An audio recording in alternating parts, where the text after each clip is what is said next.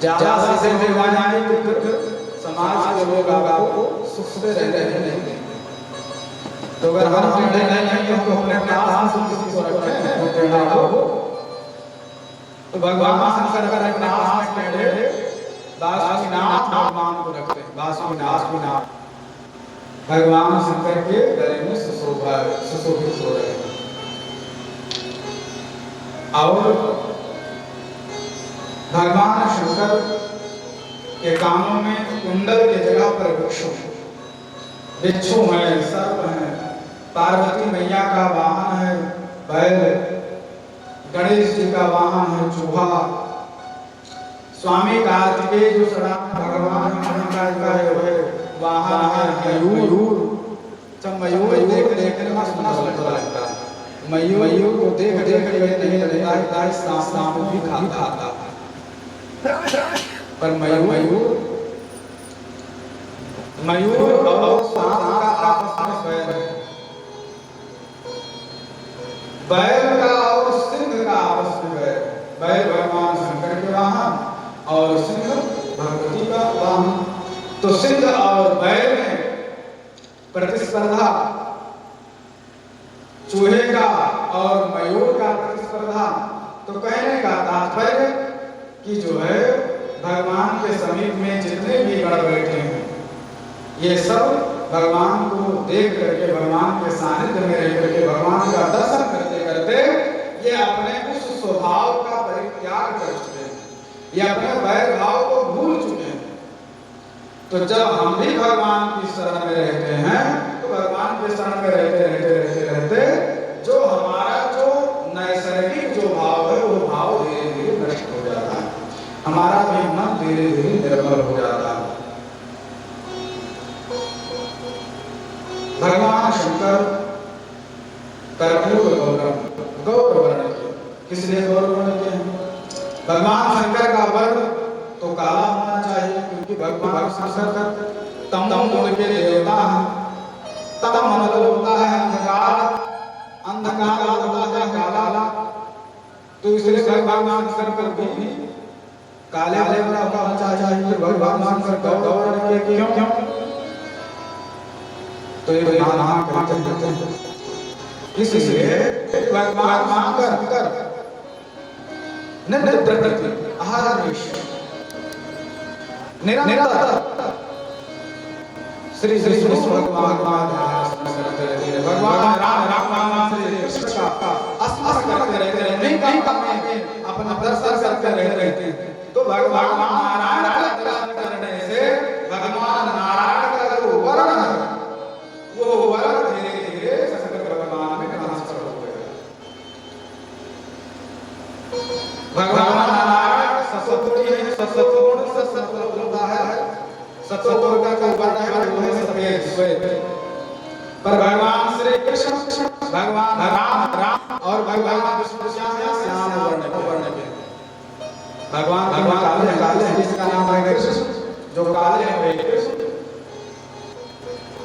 तो भगवान को गोरे होना चाहिए, भगवान शंकर को काले होना चाहिए, लेकिन भगवान कृष्ण का वर्ण श्री शंकर भगवान में ट्रांसफर हो गया। इससे भगवान शंकर हो गए गौर वर्ण के, और शंकर भगवान का ध्यान स्मरण करते करते भगवान का जो है शंकर भगवान का वर्ण में ट्रांसफर हो गया, वो काला हो गया।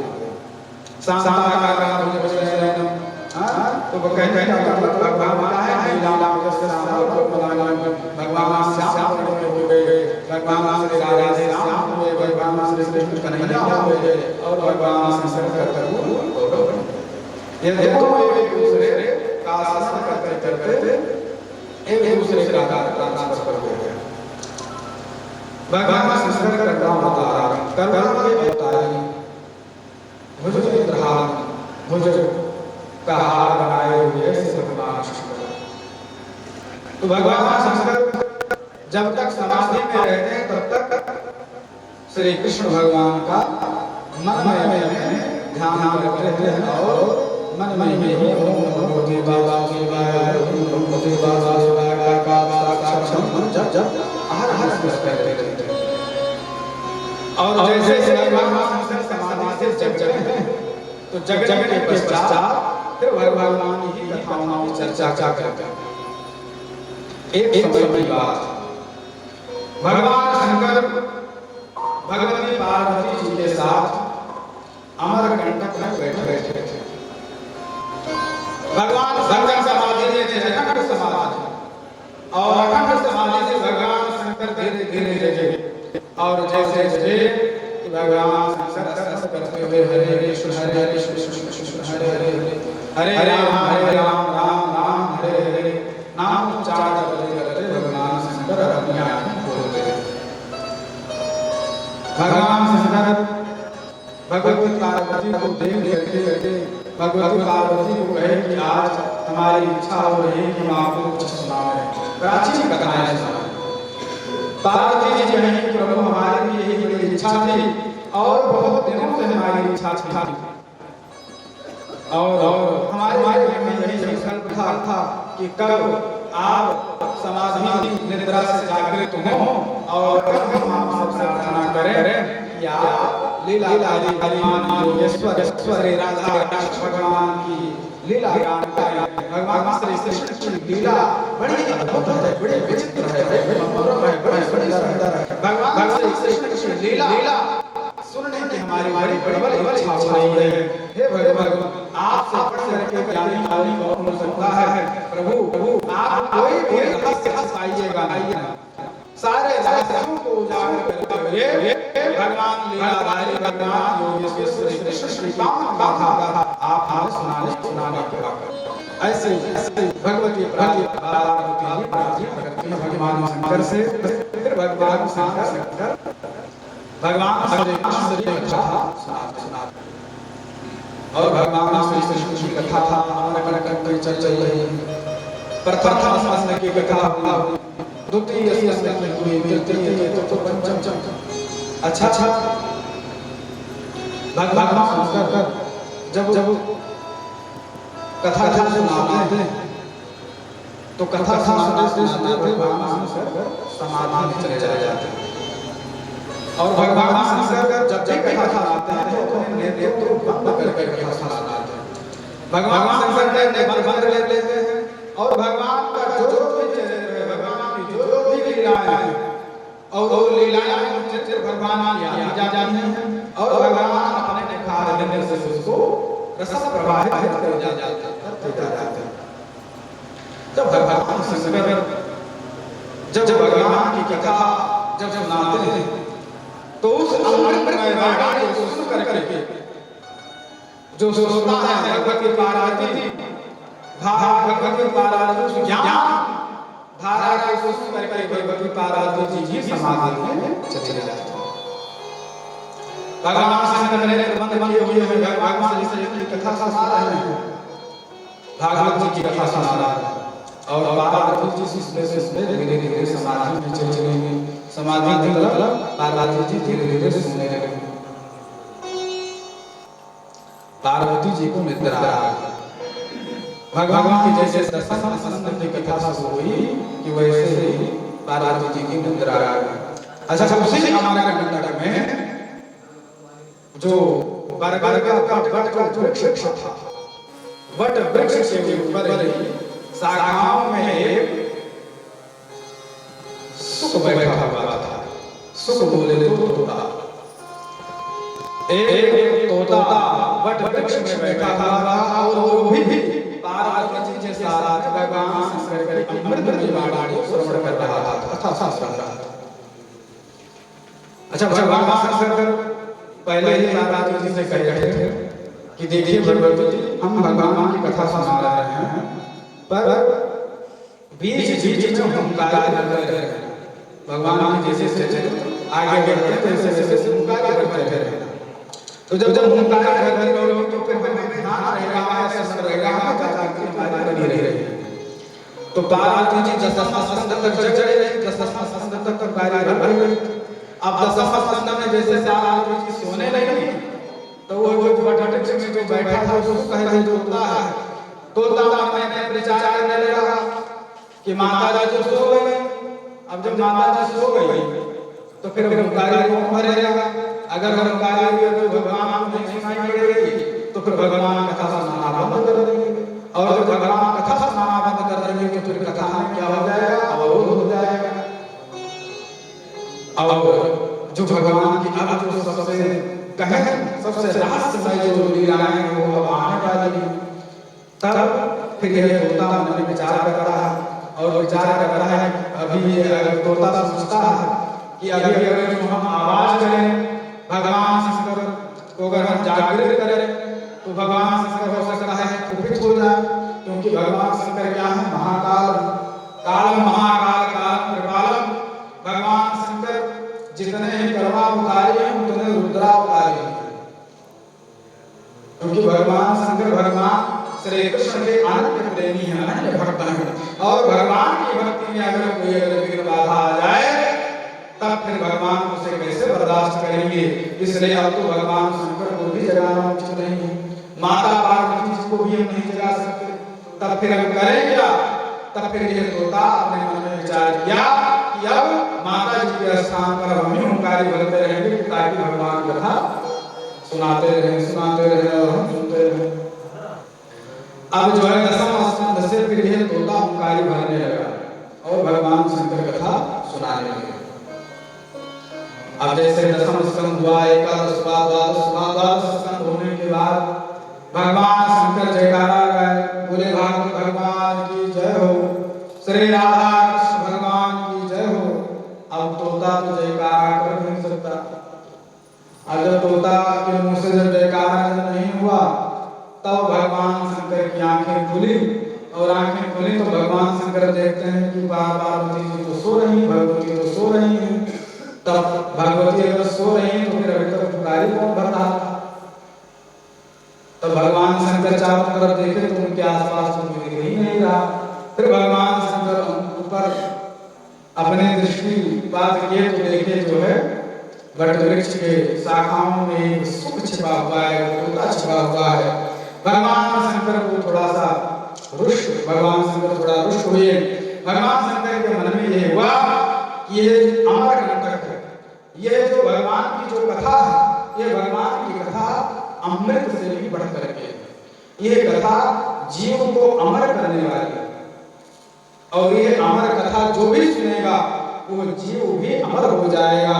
इसलिए इस अमर कथा के अधिकारी सब लोग नहीं, अनधिकारी समझ करके भगवान शंकर रुष्ट हुए। और भगवान शंकर उस सुख को पकड़ने के लिए जो है भगवान शंकर आगे बढ़े, और वो सुख अब भगवान शंकर को देख करके घबरा गया। भगवान शंकर को देख करके ये तोता जो है घबराया दुखी होकर के पूरे अंतरिक्ष में घूमा। पहले गया था ब्रह्मा जी के पास, ब्रह्मा जी रक्षा करिए, ब्रह्मा जी कहे हम नहीं रक्षा कर सकते। भगवान के पास गए, भगवान भी कहे हम भगवान शंकर से हम नहीं, आप आगे जाओगे।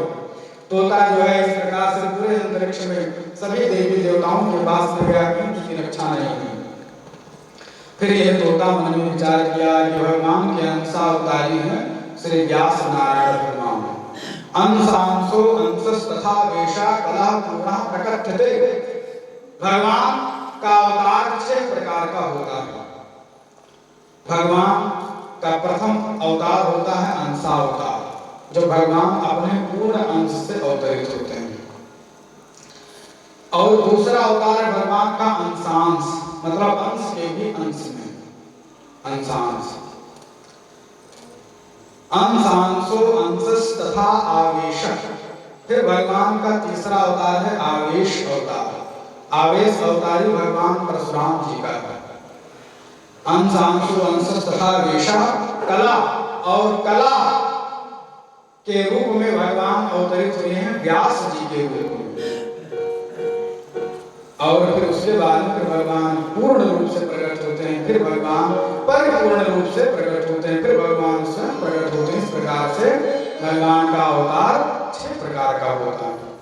तो कला रूपी जो भगवान नारायण है, व्यास भगवान के रूप में जो प्रकट हुए हैं, वो व्यास भगवान कोई साधारण नहीं है। वो क्या है? वो कृष्ण द्वैपायन व्यास जी हैं। कृष्ण द्वैपायन व्यास जी महाराज का निवास कहाँ है? तो द्वीपों के मध्य में रहते हैं। दोनों तरफ से समुद्र है, और समुद्र के बीच में एक द्वीप है, एक टापू है। उसी द्वीप में श्री व्यास जी का एक आश्रम है। उसी आश्रम में व्यास जी का निवास है। ये तोता भागा भागा आया व्यास जी के पास। व्यास जी के पास क्यों आया? तो ये तोता सोचता है कि भागवत जी की जो कथा है, भागवत जी की कथा अमर है और ये भगवान शंकर सुनाए हैं। और भागवत जी की कथा के रचयिता कौन है? तो भगवान व्यास जी। तो भागवत के वक्ता भगवान शंकर, भागवत के रचयिता व्यास जी भगवान। इसलिए व्यास जी भगवान की शरण में अगर हम चलेंगे तो व्यास जी कृपा करेंगे और हमारी रक्षा हो जाएगी। अच्छा, इधर कृष्ण द्वैपायन व्यास जी भगवान भी विचार कर रहे थे कि हमें कोई ऐसा योग्य पुत्र या कोई योग्य शिष्य प्राप्त हो जिससे हम ये भागवत का परम धन उसे प्राप्त कराएं और ये परम धन हम दें उसे, और भागवत का परम धन लेकर के वो भागवत का प्रचार प्रसार करे जगत में, ताकि जगत में जितने भी जीव हैं सबका कल्याण हो सके, सबका उद्धार हो सके, सब पर भगवान की करुणा बरसे, सबके भगवान की कृपा हो। तो इस दृष्टि से व्यास जी की बड़ी प्रबल इच्छा थी। भगवान का ही ये सब संयोग, भगवान की बड़ी कृपा है और भगवान की ही कृपा से ये सुख श्री कृष्ण द्वैपायन व्यास जी के आश्रम में आया और व्यास जी से आकर के कहा, प्रभु त्राहिमाम त्राहिमाम त्राहिमाम, प्रभु हमारी रक्षा करिए, रक्षा करिए। व्यास जी से सुख पूरी अपना पूरा वृत्तांत सुनाए। व्यास भगवान मुस्कुराए और कहे कि अब यही तुम्हारी रक्षा होगी, तुम जाओ और माता जी वहां आश्रम में है और उन्हीं की गोद में जाकर के छिप जाओ। और शंकर भगवान आ रहे हैं, उनका हम जो है पूजन अर्चन करेंगे, उनको हम प्रसन्न कर देंगे। शंकर भगवान आए, उस सुख का पीछा करते करते व्यास भगवान के आश्रम में व्यास भगवान शंकर भगवान को उचित आसन दिए, भगवान का षोडशोपचार दिव्य बढ़िया पूजन अर्चन किए, भगवान शंकर को प्रसन्न किए, क्योंकि भगवान शंकर बहुत जल्दी प्रसन्न होने वाले हैं। कहते हैं, आशुतोष प्रभु अवढ़ रानी आरती हरु दीन जन जानी। भगवान शंकर क्या है? आशुतोष। आश मतलब जल्दी, तोष मतलब प्रसन्न होना। तो जो बहुत जल्दी जो प्रसन्न हो जाए वही भगवान शंकर है। भगवान शंकर अति प्रसन्न हुए और व्यास भगवान हाथ जोड़ करके शंकर भगवान से प्रार्थना की कि प्रभु आप जगत के माता पिता हैं और हमने जो भागवत की रचना जो की है, इस भागवत का प्रचार प्रसार करने वाला भी तो कोई होना चाहिए। तो अब आप कृपा करिए कि यह सुख जो आपके मुखारविंद से जो भागवत जी की कथा जो सुना है, आपके मुखारविंद से ये जो अमर कथा जो सब प्रवाहित हुई है, इस अमर कथा को इस सुख ने अपने आत्मा में धारण किया है। अगर ये सुख अगर हमारे पुत्र के रूप में अगर प्रकट हो जाएगा तो फिर हमारा ये जीवन परम धन्य हो जाएगा। और यह सुख जब अपने मुखारविंद से आपसे सुनी हुई अमर कथा को जब ये जगत में सुनावेगा और जगत में जब इस भागवत का प्रचार प्रसार करेगा तो इस जगत में जितने भी संत महाय, जितने भी मुनिगण हैं, जितने भी श्रद्धालु हैं और जितने भी सत्संगति के अधिकारी हैं, उन सबका कल्याण हो जाएगा। सब भगवत की भगवान को प्राप्त कर लेंगे, सबकी भगवत प्राप्ति हो जाएगी। इसलिए शंकर भगवान अब आप कृपा करिए और इस सुख को आप हमारे पुत्र के रूप में प्रकट होने दीजिए। और शंकर भगवान मुस्कुराए, प्रसन्न हुए, क्योंकि बात तो भगवान श्री कृष्ण की महिमा का गान का था। भगवान श्री कृष्ण का नाम हो, भगवान राम का नाम हो, तो भगवान शंकर, अच्छा एक बड़ी अद्भुत घटना, ऐसे महात्मा भगवान शंकर से पूछे, प्रभु ये जो चंद्रमा है आपके सिर पर, ये चंद्रमा तो बड़ा कलंकित है, ये तो गलने वाला है, ऐसे कलंकित टेढ़े मेढ़े चंद्रमा को आप अपने सिर पर क्यों धारण किए हुए? तो भगवान शंकर कहते हैं कि इस चंद्रमा को अपने सिर पर इसलिए बिठाए हैं क्योंकि ये हमारे कृष्ण के नाम के पीछे जुड़ा हुआ है। कृष्ण चंद्र है, राम चंद्र है, तो राम और कृष्ण के पीछे जो जुड़ा हुआ है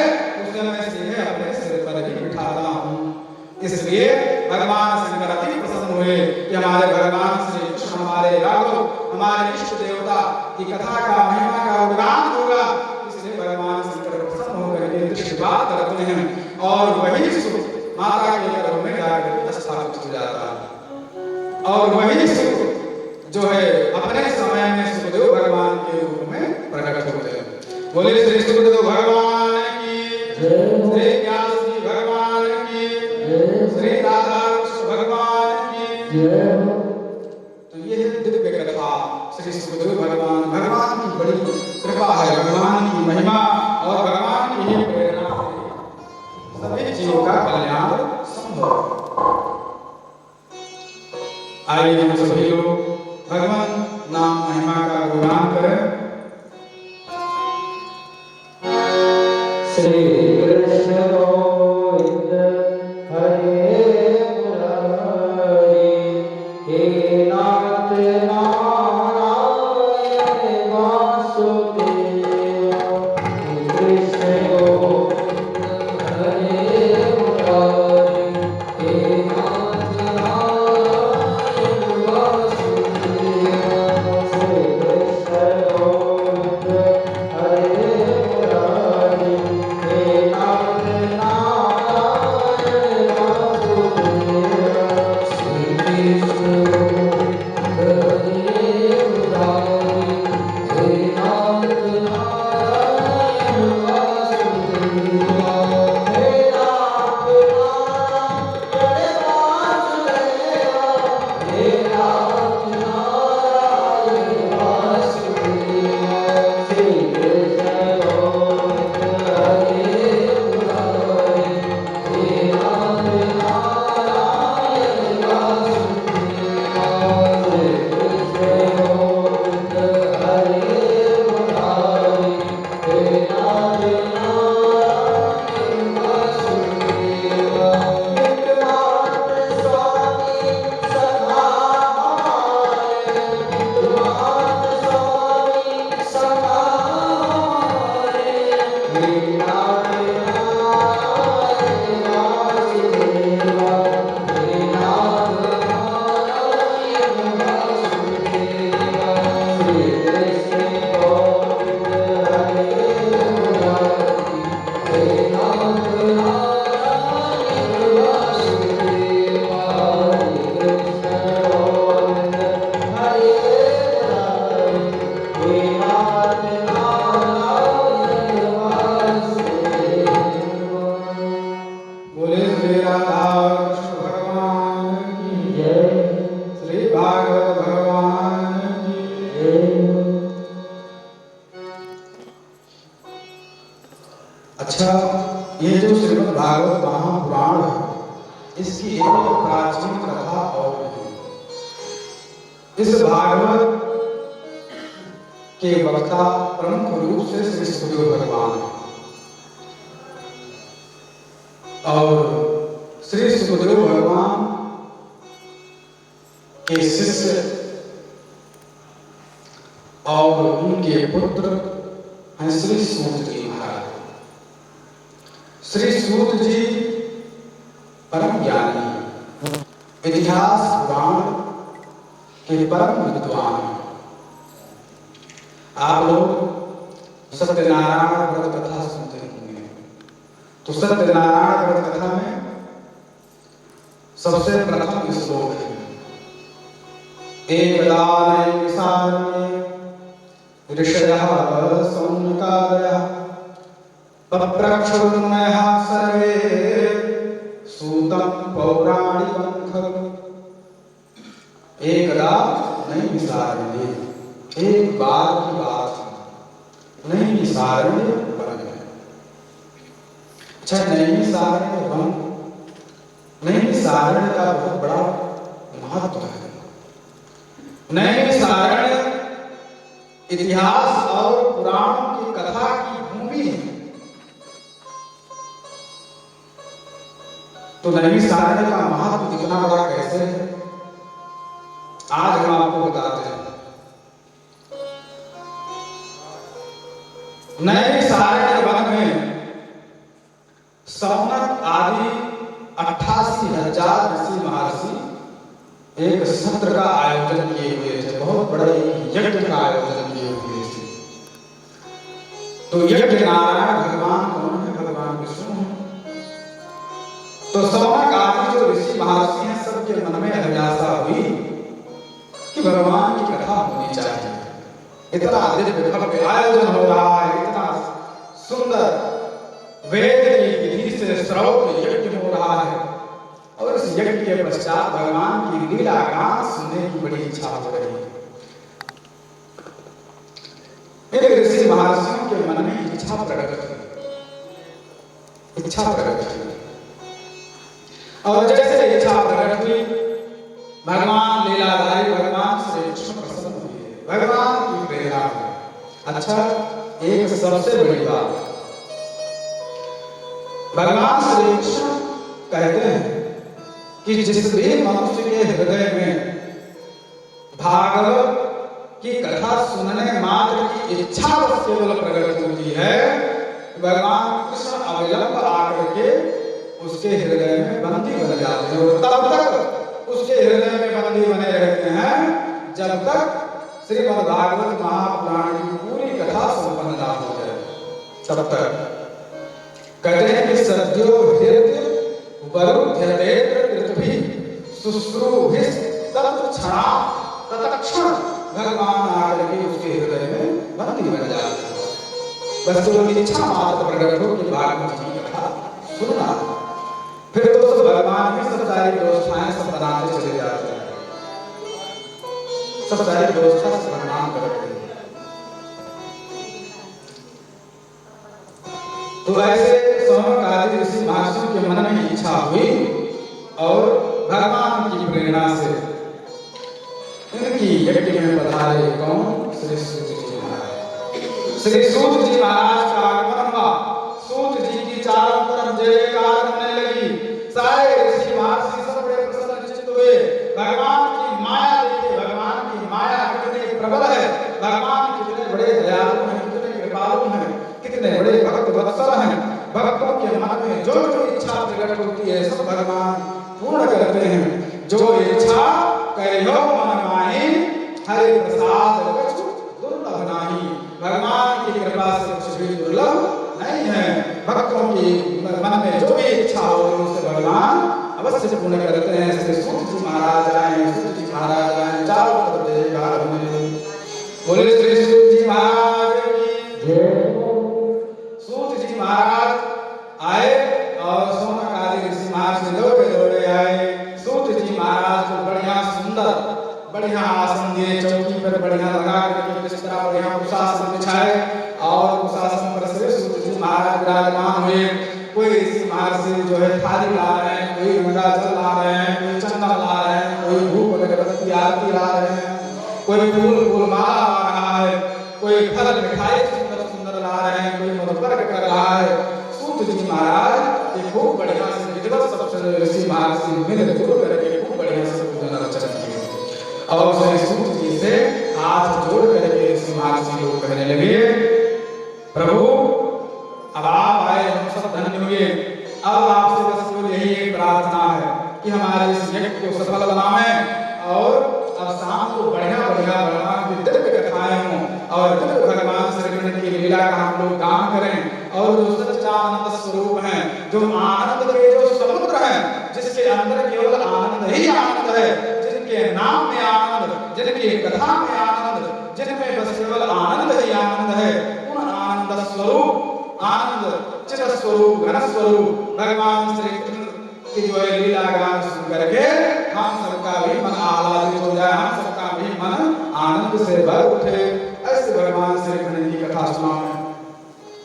श्री सूत जी महाराज कहे, देखो ऋषि महर्षियों, ये जो भगवान की कथा, ये भगवान की कथा साधारण कथा नहीं, यह कथा बहुमूल्य कथा है। इस कथा के सब लोग अधिकारी नहीं हैं। फिर इसके अधिकारी कौन है? तो कहते हैं इसके अधिकारी वही हैं जिनको सत्संग जिनको अति प्यारा है, वही इसके अधिकारी हैं। तब श्री सूत जी महाराज कहते हैं कि देखो ऐसा है कि श्रीमद् भागवत महापुराण की जो कथा है, ये कथा ऐसे चलते फिरते कथाएं नहीं हो जाती। भगवान की इतनी दिव्य कथा और भगवान की कथा किसी अच्छे और पवित्र स्थान पर होनी चाहिए। तो ऋषि महर्षि कहे कि इस पृथ्वी लोक में सबसे उत्तम, सबसे पवित्र स्थान कौन सा है? तो श्री सूत जी महाराज कहे कि इस पृथ्वी में पवित्र स्थान तो बता पाना मुश्किल है, फिर क्या किया जाए?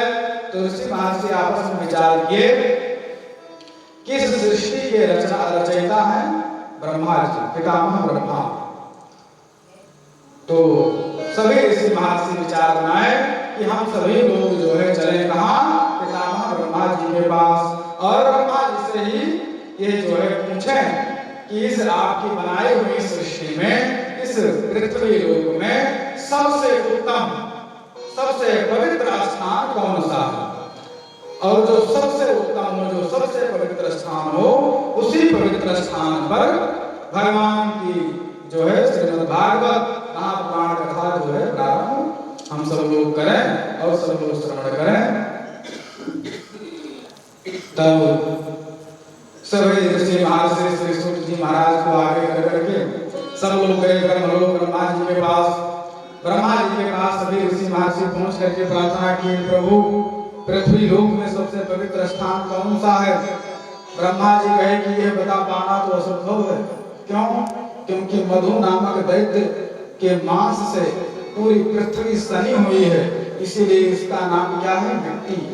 अभी तो फिलहाल मिट्टी नाम है, और पहले इसका नाम था मृदा, और मृदा से पहले था मद। मद मतलब मांस, मांस से जो बना हुआ वो वही है मृदा। मृदा मानी मिट्टी। तो ये मधु नामक दैत्य का जो मांस था, उसी से यह सब पृथ्वी सब बनी हुई है, सब सनी हुई है। और इस पृथ्वी में कहाँ पर किसका अंत्येष्टि संस्कार आदि हुआ हो, कौन सी पवित्र कैसे क्या है, तो इसलिए ये बता पाना बहुत ही मुश्किल है। तब फिर क्या किया जाए? तो ब्रह्मा जी कहे कि तो फिर चलना पड़ेगा भगवान के पास। ब्रह्मा जी सभी ऋषि महर्षियों को लेकर के गए भगवान विष्णु के पास। विष्णु भगवान से प्रार्थना की, विष्णु भगवान अपना सुदर्शन चक्र दिए और भगवान कहे कि ये सुदर्शन चक्र लेकर के जाओ और आकाश मंडल में विचरण करो, और ये सुदर्शन चक्र स्वतः से ही जहां पर गिर जाएगा, समझ लो सबसे वही सबसे सुंदर, सबसे पवित्र स्थान। और वो सुदर्शन चक्र सभी ऋषि महर्षि सुदर्शन चक्र के पीछे पीछे चले। आकाश मंडल में सुदर्शन चक्र आगे आगे चलता रहा, ऐसे भ्रमण करता रहा, और आकाश मंडल में भ्रमण करते करते करते जैसे नैनी सारण के वन के ऊपर में वो सुदर्शन चक्र पहुंचा, कि सुदर्शन चक्र आगे बैठी वहीं पर उसी वन में जाकर के गिरा। जब सुदर्शन चक्र गिरा, तभी सभी ऋषि महर्षि सब आश्वस्त हुए और सब लोग जय जयकार करने लगे कि यही सबसे पवित्र और सबसे उत्तम भूमि है, यही पर भागवत जी की कथा होगी और दिव्य कथा होगी। सप्ताह कथा होगी, सप्ताह श्रवणेन विधि, सप्ताह यज्ञेन विधि। ये जो यज्ञ जो चल रहा है, इस यज्ञ में सप्ताह, एक सप्ताह तक भगवान कृष्ण की खूब बढ़िया सुंदर लीला गान होगा। और नैन सारण में जब आप जाते होंगे तो वहां पर सुदर्शन चक्र का एक स्थान मिलता है, जिसको कहते हैं चक्र तीर्थ। तो जो चक्र तीर्थ वहीं पर सुदर्शन चक्र गिरा था।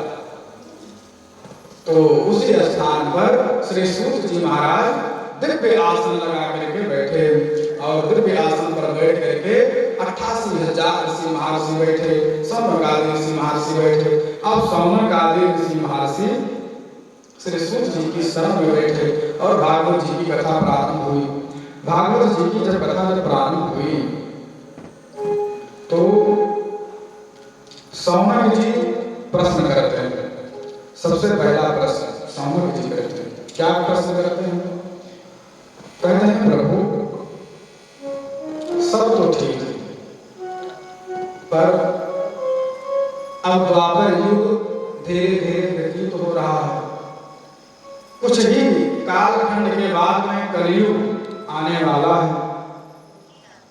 कलयुग में जो है आसुरी प्रवृत्ति बढ़ जाएगी, लोग संस्कार विहीन हो जाएंगे, लोग कर्तव्य विहीन हो जाएंगे।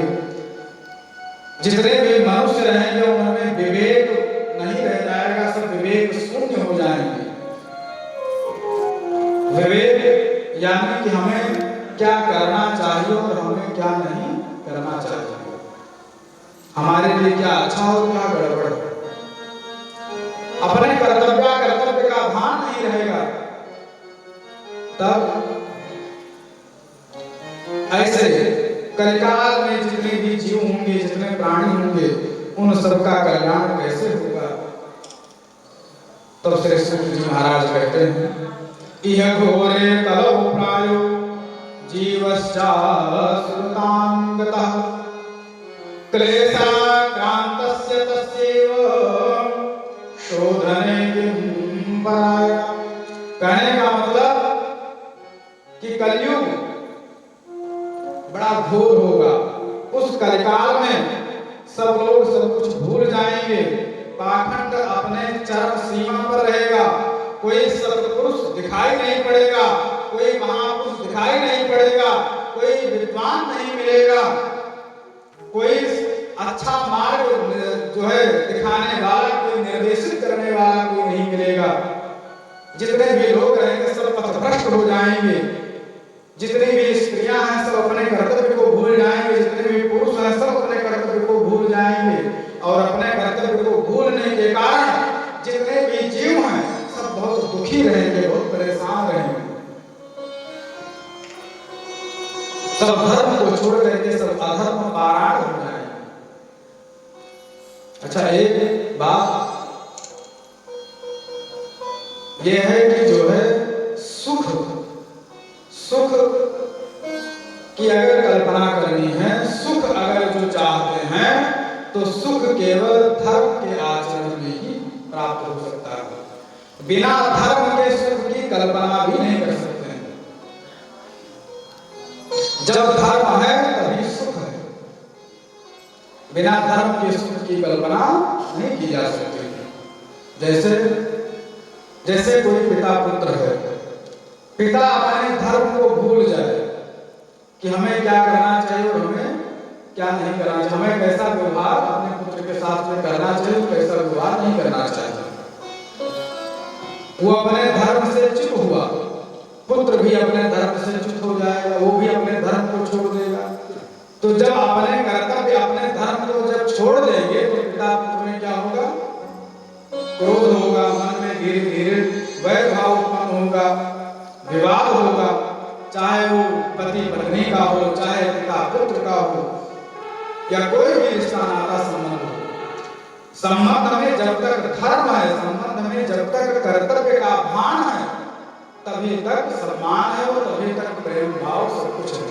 और जैसे ही अपने धर्म को छोड़ते हैं, जैसे अपने कर्तव्य को भूलते हैं, कि फिर दोनों में विवाद शुरू हो जाएगा, और जब विवाद होगा तो फिर विवाद में कभी किसी को सुख आज तक ना प्राप्त हुआ है और ना ही कभी प्राप्त होगा। तो जब हम अपने धर्म का पालन करेंगे, हम अपने कर्तव्य का पालन करेंगे, जब हम आदर्शवान रहेंगे, तभी हमारे जो लोग हैं वो भी हमसे वैसा ही व्यवहार करेंगे। अगर हम किसी को भैया कहें तो फिर अगला व्यक्ति हमें गाली नहीं देगा, अगर वो भैया नहीं कहेगा तो जो भी कहेंगे लेकिन सम्मानजनक वो भी संबोधन करेंगे। तो अगर हम किसी को सम्मान देते हैं तो दूसरा भी सम्मान देगा ही देगा, अगर हम किसी को अपमान देंगे तो दूसरा भी अपमान देगा। यह संसार का नियम है, जो आप दोगे वही आपको मिलेगा, जो आप बांटोगे वही आपको मिलेगा। तो कहने का तात्पर्य कि इस घोर कलिकाल में सभी प्राणी हैं, सभी प्राणी असुरता को प्राप्त हो जाएंगे, सब असुर हो जाएंगे। असुर मतलब होता है जिसका कोई सुर ना हो, जिसका कोई सुर ना हो। जैसे मन करे वैसे गाएं, जैसे मन करे वैसे बजाएं, सुरताल ना मिले वही है सुर।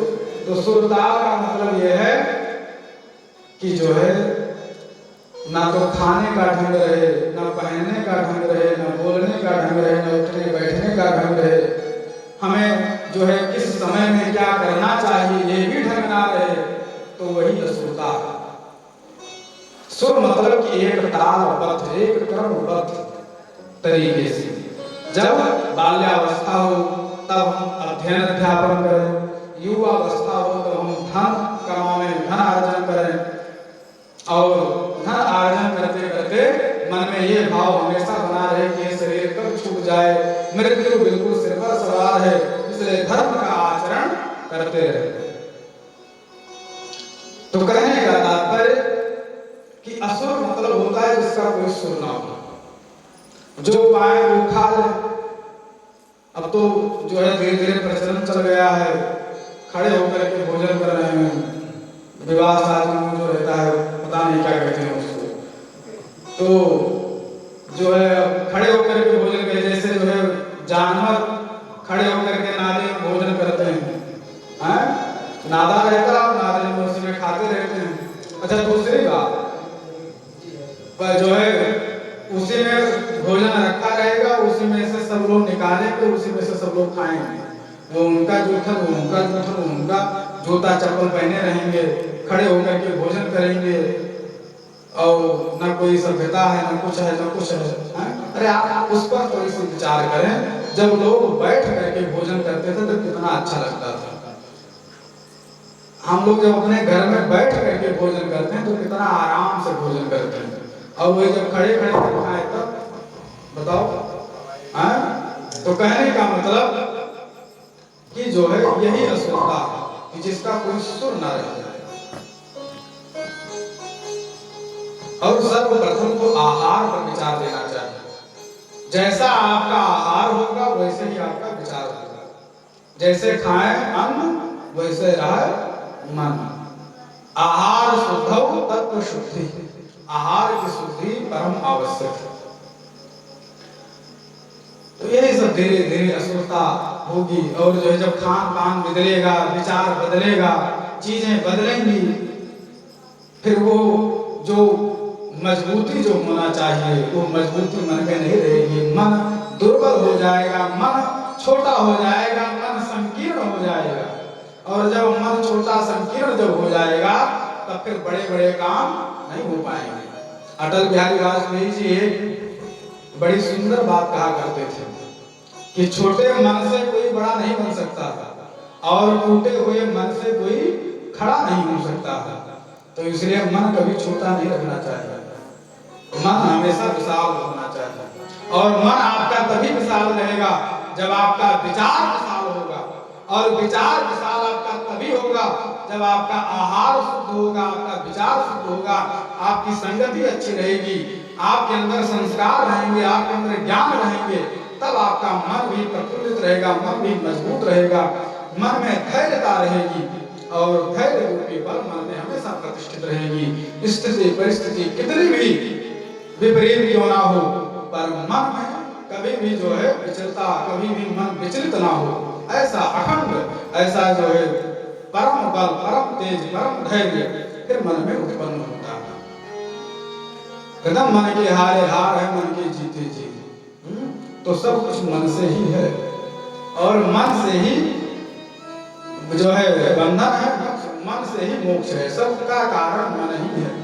मन एवं मनुष्याणाम कारण बंध मोक्ष। मन ही मनुष्यों का जो है सबसे बड़ा कारण है बंधन का और मोक्ष का। तो कहने का तात्पर्य कि जितने भी जीव हैं सब धीरे धीरे असुरता को प्राप्त होते हैं। जब आज ही देखने को मिलता है, खुले में लोग जानवर को काट करके रखे रहते हैं, वहीं बैठे रहते हैं, आने जाने वाले जितने लोग हैं देखते हैं, कैसा विचार आता है, उससे भी तमोगुण की वृद्धि होती है। कहने का मतलब कि जब हम अच्छी चीजें सुनते हैं, अच्छा जब हम देखते हैं, अच्छा जब हम बोलते हैं, तभी हमारा मन भी अच्छा रहेगा। गांधी जी के 3 बंदर थे, एक अच्छा देखता था, एक अच्छा सुनता था, एक अच्छा बोलता था। तो कहने का मतलब कि जब हम अच्छा देखेंगे तो मन में अच्छी चीजें आएंगी, जब हम अच्छा सुनेंगे तो मन में अच्छी चीजें आएंगी, जब हम अच्छा बोलेंगे तो मन में अच्छी चीजें आएंगी। तो हमेशा ग्रहण करना चाहिए अच्छे का। तो कहने का तात्पर्य कि जितने भी जीव हैं धीरे धीरे सब असुरता को प्राप्त हो जाएंगे और क्लेशाक्रांतस्य, और जब ये सब जीव असुरता को प्राप्त हो जाएंगे तो सब बड़े दुखी होंगे। और हम आपको एक सबसे पॉइंट वाली बातें बताएं। कहने का तात्पर्य कि सतोगुणी जितने होते हैं, जितने लोग सात्विक होते हैं, जितने लोग सात्विक होते हैं वो सबसे ज्यादा सुखी रहते हैं, सबसे ज्यादा सुखी रहते हैं। तमोगुणी जितने हैं वही सबसे ज्यादा मन से दुखी रहते हैं, उनका चेहरा लटका रहेगा, कभी उनके चेहरे पर प्रसन्नता नहीं झलकेगी, कभी वो मुस्कुराएंगे नहीं। फोटो जब खिंचाना होगा तब मुस्कुराएंगे सेल्फी में। तो जो हम फोटो हमारा सुंदर आए इसलिए हम मुस्कुराते हैं। तो फोटो सुंदर आने के लिए जब हम मुस्कुराते हैं तब फोटो सुंदर आती है, और जब हम हमेशा अगर मुस्कुराएं तब सोचो फिर हम कितने सुंदर दिखेंगे। तो हमेशा मुस्कुराते रहना चाहिए, हमेशा प्रसन्नचित्त रहना चाहिए। तो कहने का तात्पर्य कि प्रसन्नता पुण्य का कारक है। तो ये जो तमोगुण है, तमोगुण से मनुष्य के अंदर आलस्य उत्पन्न होता है। जितने आलसी लोग हैं सब तमोगुणी हैं। आलस्य उत्पन्न करता है तमोगुण। तमोगुण के प्रभाव से आलस्य, निद्रा, भय, ये तमोगुणी जितने रहते हैं सब बड़े भयभीत रहते हैं। ये जितने आसुरी प्रवृत्ति के राक्षस जितने भी लोग हैं ये सब बड़े भयभीत रहते हैं, इनका मन मजबूत नहीं होता है। जो सतोगुणी होता है, जो सात्विक होता है, उसका मन मजबूत रहता है। आप लोग उदाहरण स्वरूप प्रधानमंत्री नरेंद्र मोदी जी को देख लीजिए, बड़े बड़े फैसले ऐसे ले लेते हैं। क्यों?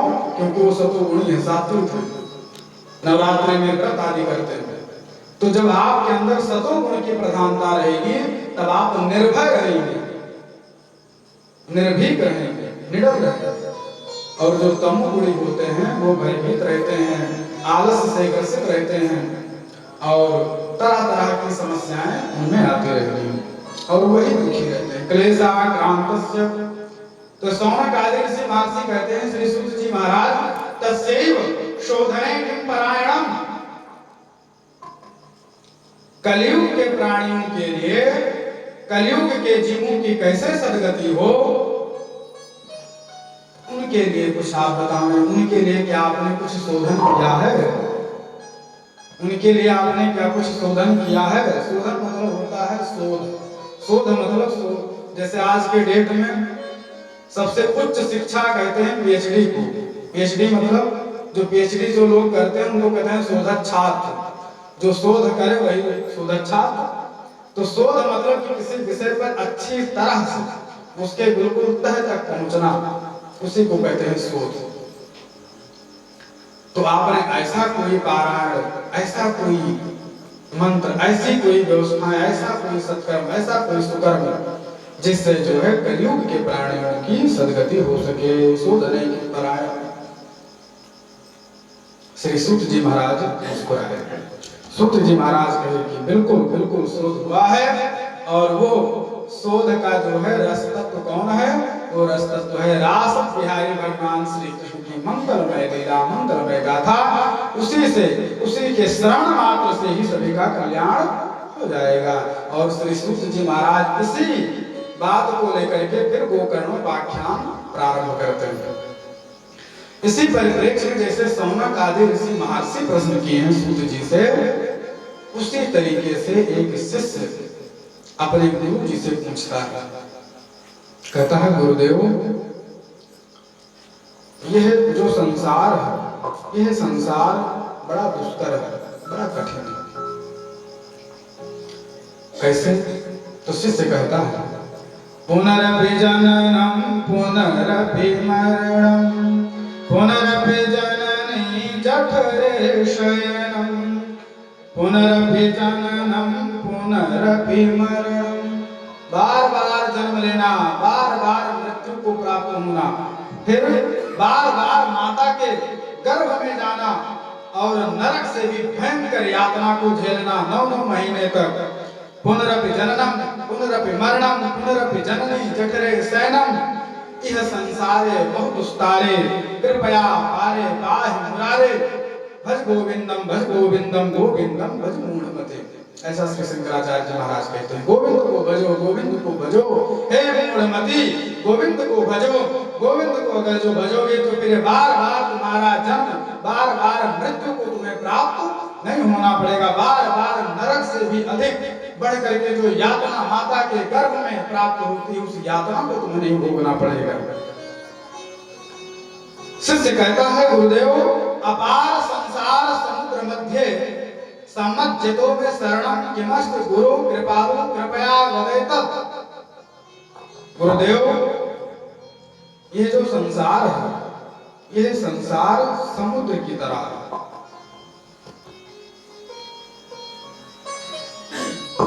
ये संसार क्या है? समुद्र की तरह है। संसार समुद्र की तरह। अच्छा, इसी बात को श्रीमद् गोस्वामी तुलसीदास जी महाराज कहते हैं, भव सागर जहाँ पार जो पावा, भव सागर जहाँ पार जो पावा, भव सागर जहाँ पार जो पावा।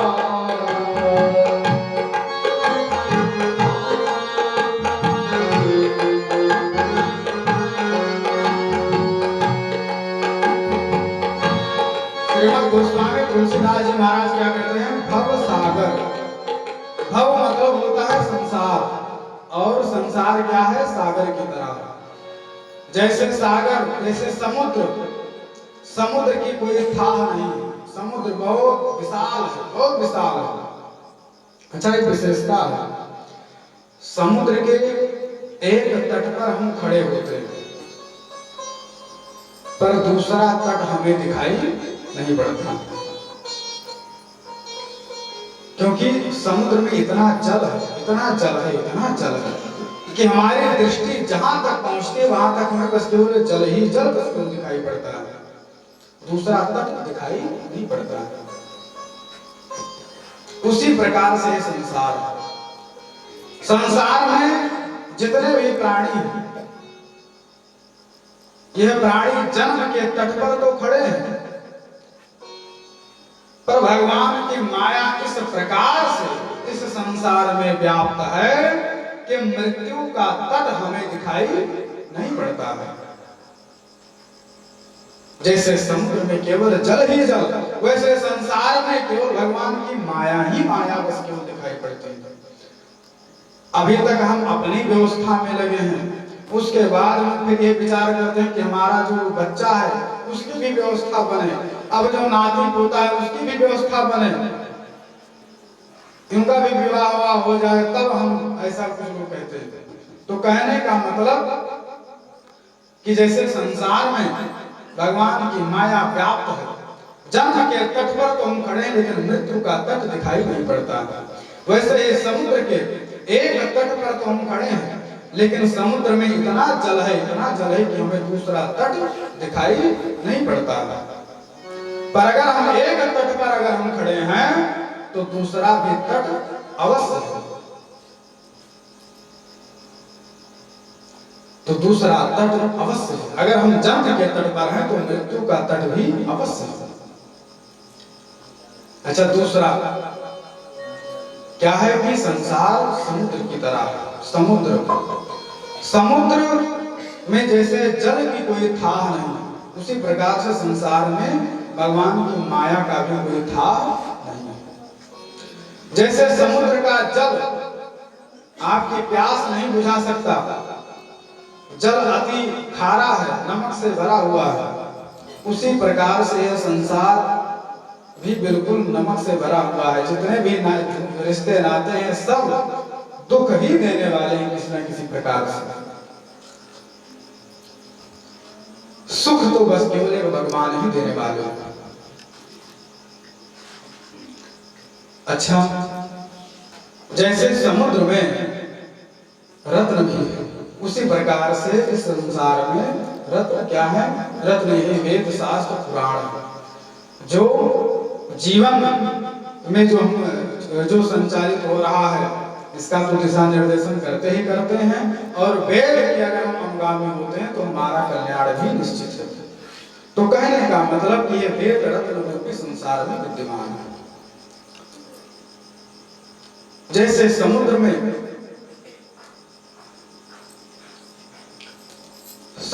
अनेक प्रकार के, वैसे ही संसार में, तो कहने का मतलब ये संसार समुद्र के समान है, संसार सागर की बराबर समतुल्य है।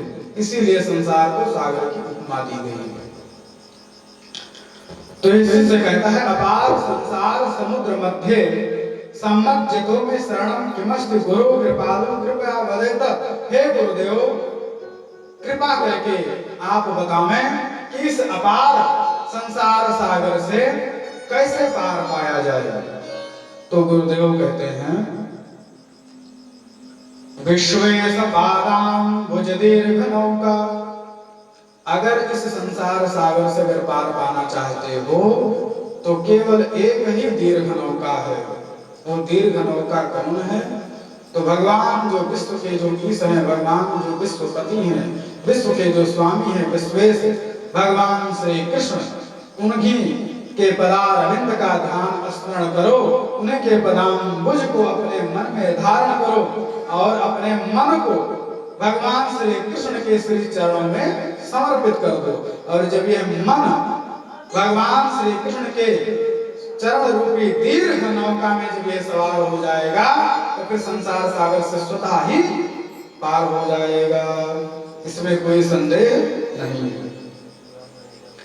यही बात भागवतकार श्री सूत जी, श्री व्यास जी कहते हैं श्री कृष्ण चरणाम्भोजम अस्मर दुखम गमिष्यति। भगवान श्री कृष्ण के चरणाम्बुज का ध्यान स्मरण करो, सारे दुखों की निवृत्ति स्वतः ही हो जाएगी। ऐसा भागवतकार कहते हैं। श्री सूत जी महाराज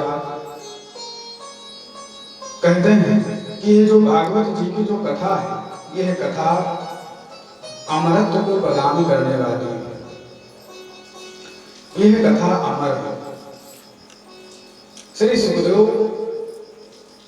जब महाराज परीक्षित को कथा सुनाने के लिए आसन पर जब विराजमान हुए तो उस समय पर देवी देवता अमृत के कलश को लेकर के सुखदेव जी के पास में आए और श्री सुखदेव भगवान से कहते हैं कि ये जो परीक्षित जी हैं, परीक्षित जी को श्राप लगा हुआ है, आज के 7वें दिन उनकी मृत्यु निश्चित है।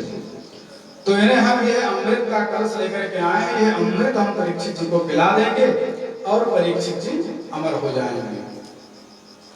और ये जो अमर जो कथा है, ये कथा आप हमें सुना दीजिए, हमें दे दीजिए। श्री सुखदेव भगवान इन देवताओं से कहते हैं देवता, हम जानते हैं कि तुम इस कथा के अधिकारी नहीं हो। देवता कहे प्रभु, हम इस कथा के अधिकारी क्यों नहीं हैं? तो श्री सुखदेव जी कहते हैं सुधा कुंभम गृहीत्वैव देवास्तत्र समागमन्। और श्री सुखदेव कहते क्या है? क्वा सुधा, कहा तुम्हारा अमृत, क्वा सुधा, क्वा कथा, लोके क्वा काचः क्वा मणिर महा। अरे कहाँ तुम्हारा कांच और कहाँ यह मणि? कांच और मणि क्या एक हो जाएगा? कहाँ ये तुम्हारा अमृत और ये कहाँ ये अमर अमृतमयी कथा? ये अमृत पी करके जीव कोई अमर तो हो सकता है, पर अमर होने के बाद में फिर वो कितना दुखी होगा इस संसार से, यह कोई नहीं जानता है। और ये जो अमृतमयी जो कथा है, ये अमृतमयी कथा केवल आनंद ही प्रदान करने वाली है। श्री सुखदेव भगवान कहते हैं कि अभक्ताश्च विज्ञाय ना ददौ सा कथामृतम। जो अभक्त हैं उन्हें यह कथा नहीं दिया जाता। देवता कहे कि हम अभक्त कैसे हुए, तो श्री सुखदेव भगवान कहते हैं अभक्त इसलिए क्योंकि तुम श्रद्धा भाव से भगवान की कथा सुनने नहीं आए। अगर श्रद्धा भाव से भगवान की कथा सुनना था तो आप आते, बैठते, भगवान की कथा सुनते और भगवान की कथा सुन करके फिर अपने देवलोक को चले जाते। पर यहाँ तो आप व्यापार करने के लिए आए हैं कि हमसे ले लो अमृत और अमृत के बदले यह कथा हमें दे दो। तो यह कथा कोई वस्तु नहीं है जिसका कोई क्रय और विक्रय करे। यह कथा अनमोल है, इसका कोई मोल नहीं है। यह कथा तो केवल भक्तों के लिए है, भक्तों के कल्याण के लिए है। यह कथा उस सज्जनों के लिए है, संतों के लिए है। और इसीलिए श्री सूत जी महाराज कहते हैं कि ये जो भागवत जी की जो कथा है यह देवताओं के लिए भी दुर्लभ है। श्रीमद् भागवती वार्ता सुराणामपि सुदुर्लभा, ये देवताओं के लिए भी यह दुर्लभ है। श्रीमद् भागवत जी की कथा हम सभी बड़े भाग्यशाली हैं जो श्रीमद् भागवत जी की कथा का श्रवण पान कर रहे हैं। और हम सभी अगले दिन तक खूब बढ़िया आने वाले समय में भागवत जी की कथा श्रवण पान करेंगे। और अब धीरे धीरे समय भी हो रहा है, अब भगवान की आरती उतारा जाए। और कल की कथा में गोकर्णोपाख्यान होगा और उसके बाद महाभारत की आज कथा होगी। और महाभारत के कथा में ही धर्म सम्राट, धर्मज्ञ, प्रजापालक महाराज परीक्षित की अवतार की कथा हम सभी लोग श्रवण करेंगे। और श्री सुखदेव भगवान का आगमन होगा। श्री सुखदेव भगवान स्वयं भगवान शंकर के ही अवतारी हैं। और यह सब दिव्य कथाएं कल हम सभी लोग श्रवण करेंगे। तब तक हम सभी लोग भगवान नाम संकीर्तन करें और भगवान श्री राधा कृष्ण भगवान को अपने हृदय में धारण करें और कथा सुने, मन से सुने। मन से सुनने के बाद इस कथा को मनन करें, विचार करें। और विचार जब करेंगे तो फिर आपके मन में प्रतिष्ठित हो जाएगी। और भगवान की कथा सुनते सुनते सुनते सुनते सारे पाप सब नष्ट हो जाएंगे, सब सारे पाप जल करके सब भस्म हो जाएंगे और मन निर्मल हो जाएगा, मन पवित्र हो जाएगा। और जब मन पवित्र होगा, निर्मल होगा, तब बड़ा ही आनंद प्राप्त होगा। और हम सभी ऐसे ही आनंद खूब जो है नित्य प्रतिदिन ऐसे उठाते रहेंगे। आइए हम सभी लोग भगवान नाम संकीर्तन करें।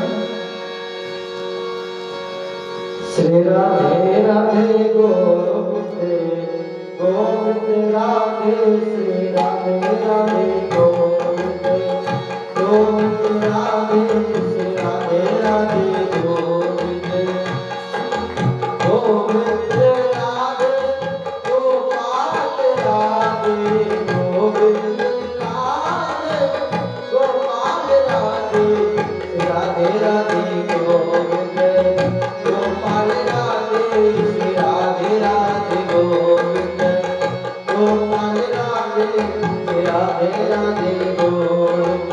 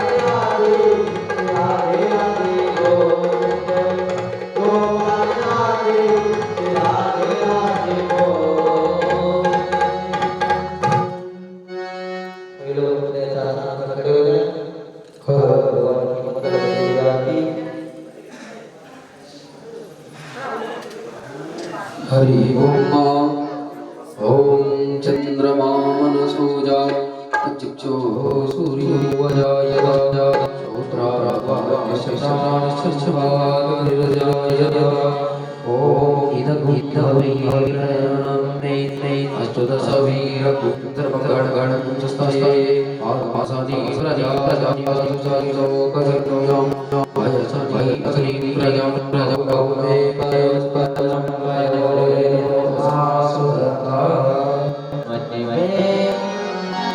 मन में बसा कर तेरी मूल मेरी उतारो भगवान मेरी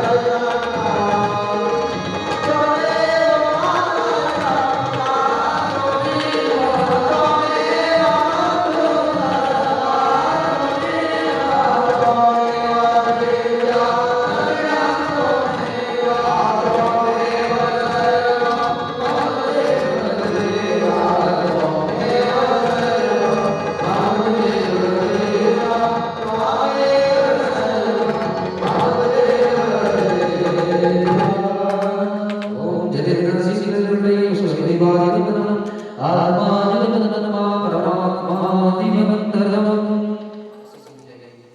ओम जेनितानि विचरदर्शिकास्तानि कपिड़ा एकाकुं सहस्रयोजने वदत्पानि तत्त्वसि हस्तौ प्रक्षाल्य अतुलित आर्थिक